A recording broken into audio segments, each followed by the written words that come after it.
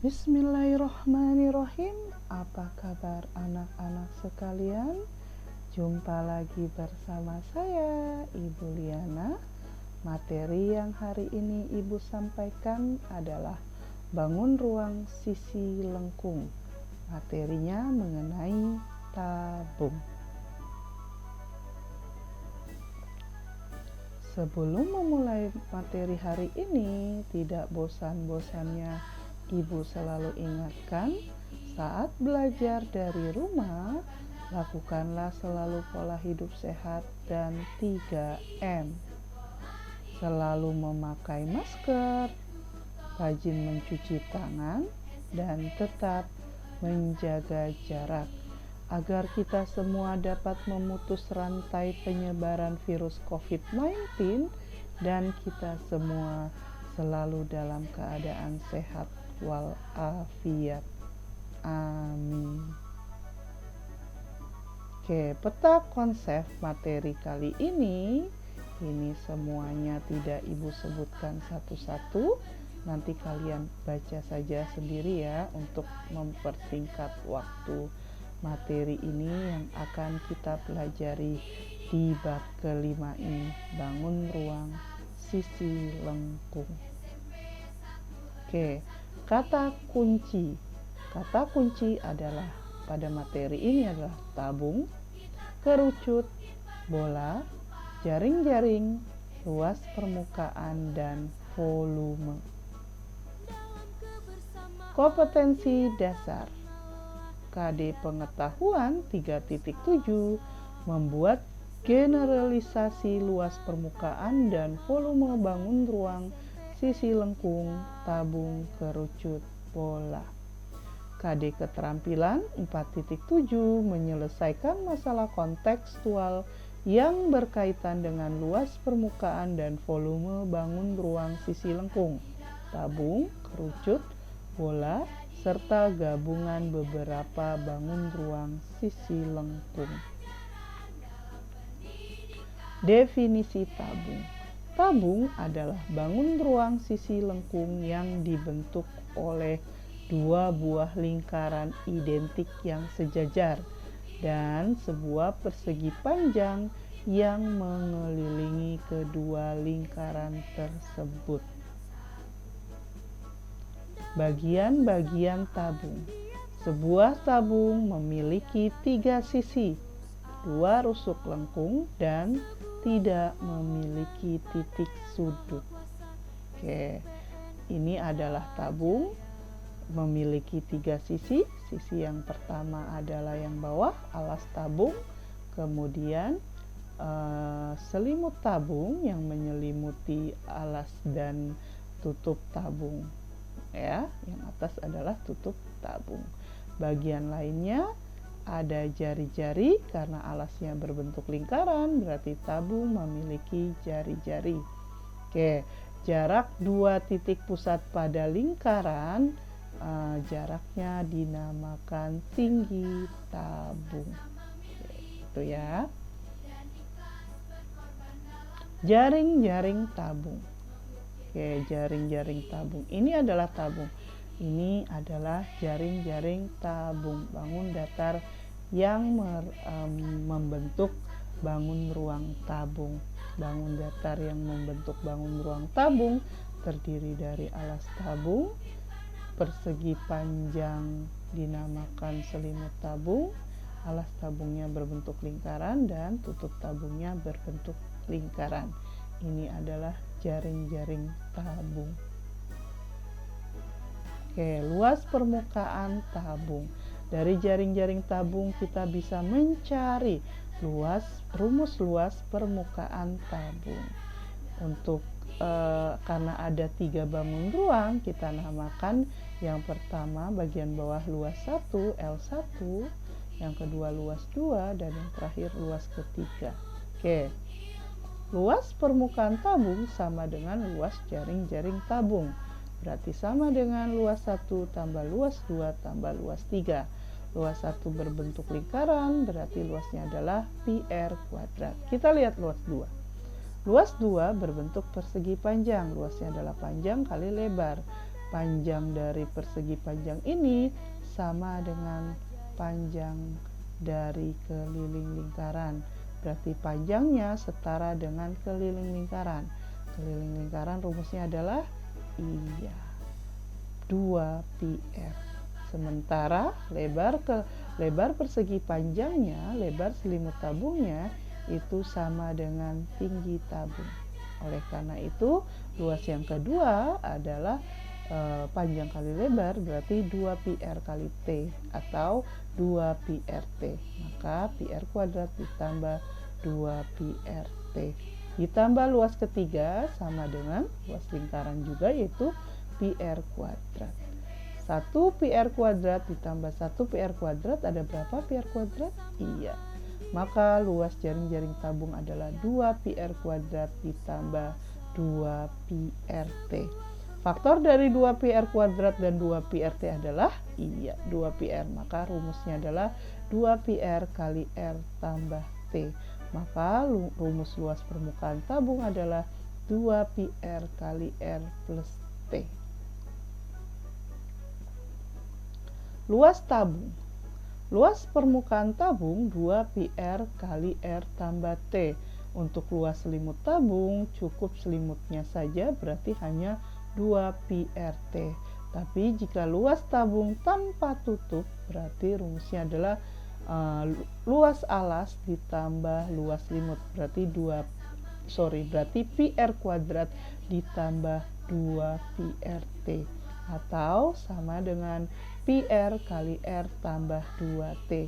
Pi yang digunakan bisa 22/7 atau 3,14.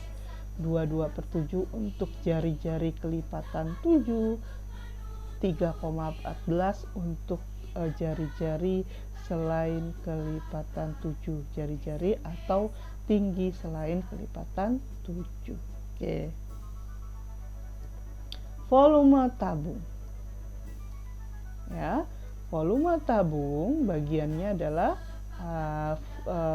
jari-jari, alas tabung, dan tinggi tabung. Untuk volume tabung ini karena tabung merupakan prisma, ya, prisma yang alasnya berbentuk lingkaran, maka volume tabung sama dengan volume prisma, yaitu luas alas kali tinggi. Berarti karena luas alasnya berbentuk lingkaran, PR kuadrat kali T, maka volume tabung adalah PR kuadrat T. Pi-nya gunakan 22/7 jika unsurnya kelipatan 7, dan gunakan 3,14 jika unsur yang diketahui bukan kelipatan 7, gitu ya. Oke, langsung saja contoh soal dan pembahasan. Contoh soal nomor 1. Luas permukaan tabung yang memiliki ukuran panjang jari-jari alas 4 cm dan tinggi 10 cm adalah. Pada soal diketahui pi-nya 22/7. Oke, luas permukaan tabung adalah 2πr kali R tambah T. Berarti 2 kali 22/7 kali 4 kali 4 tambah 10. 4 tambah 10 berapa? Iya. Oke, 2 kali 22/7, ya, 2 kali 22/7 kali 4 kali 14. 14 bagi 7 bisa? Iya, 21 ya, 2, jadi tinggal 2 kali 22, 44. 44 kali 2, 88. 88 kali 4, ya, hasilnya adalah 352 cm persegi. Jadi jawabannya adalah yang B. Bisa dipahami? Oke, lanjut ya. Contoh soal nomor 2. Volume tabung yang memiliki ukuran panjang diameter 10 cm dan tinggi 12 cm adalah. Oke, volume tabung rumusnya adalah PR kuadrat T. Nah, karena diameter 10 cm, berarti kita harus cari jari-jari dulu. Jari-jarinya berapa? Iya, 5 cm. Nah, sekarang sebelum kalian mengganti pi, lihat optionnya. Optionnya pi-nya diganti nggak? Enggak, karena tetapi jadi kalian tidak perlu mengganti pi ya. Jadi volume tabung sama dengan pi kali 5 kali 5 kali 12 karena pi-nya di jawaban tidak diganti. 12 kali 5 60, 60 kali 5 300, maka volumenya adalah 300 pi cm kubik. Jadi jawabannya yang C. Bisa dipahami? Oke. Contoh soal yang ketiga. Sebuah tabung jari-jari alasnya 35 cm dan tingginya 10 cm. Pertanyaannya, berapakah luas selimut tabung tersebut? Luas selimut tabung rumusnya adalah 2 pi R kali T. Gunakan pi yang berapa? Iya, 22/7 karena jari-jarinya adalah 35 cm kelipatan 7. Berarti luas selimut tabung sama dengan 2 kali 22/7 kali 35 kali 10. 35 bagi 7, iya 5. Oke, sekarang kita hitung yang mudah dulu ya. 2 kali 5, 10. 10 kali 10, 100. 100 kali 22, iya hasilnya adalah 2200 cm persegi. Jadi jawabannya yang B. Bisa dipahami? Lanjut ya. Contoh soal yang terakhir, contoh soal nomor 4. Sebuah bak berbentuk tabung yang panjang jari-jarinya 35 cm dan tinggi 1,2 meter. Terisi air 2/3 bagian.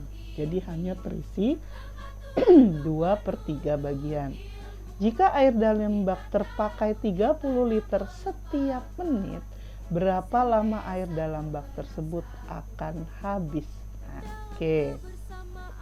Karena jari-jarinya 35 cm, terpakainya 30 liter setiap menit, berarti 30 liter itu satuannya sama dengan apa? Iya, sama dengan desimeter kubik. Berarti ini satuannya harus kita ubah dulu ke dalam bentuk desimeter. Jari-jari 35 cm sama aja 3,5 desimeter. Ibu ganti dengan 7/2 desimeter untuk memudahkan kita menghitung ya. Tingginya 1,2 meter sama dengan 12 desimeter. Oke, waktu air akan habis sama dengan 2/3 kali volume tabung. Kenapa kali volume tabung? Karena baknya berbentuk tabung. Kenapa 2/3? Karena airnya terisi hanya 2/3.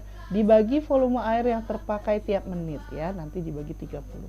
Maka hasilnya adalah 2/3 kali volume tabung pi R kuadrat T. Berarti 22/7. Ini pi, ini R, ini T gitu ya. 2/3 kali 22/7 kali 7/2 kali 7/2 kali 12. Kita selesaikan yang atas dulu. Yang atas 7 dengan 7 bisa kita bagi? Iya, tinggal 1 ya. 2 bagi 2 bisa dibagi? Iya. 22 bagi 12 bisa 22 bagi 2 bisa tuh ya, 11 ya. Oke. Tinggal 12 bagi 3. Iya, 4. Jadi yang atas tinggal 11 kali 7. Iya. 77 kali 4.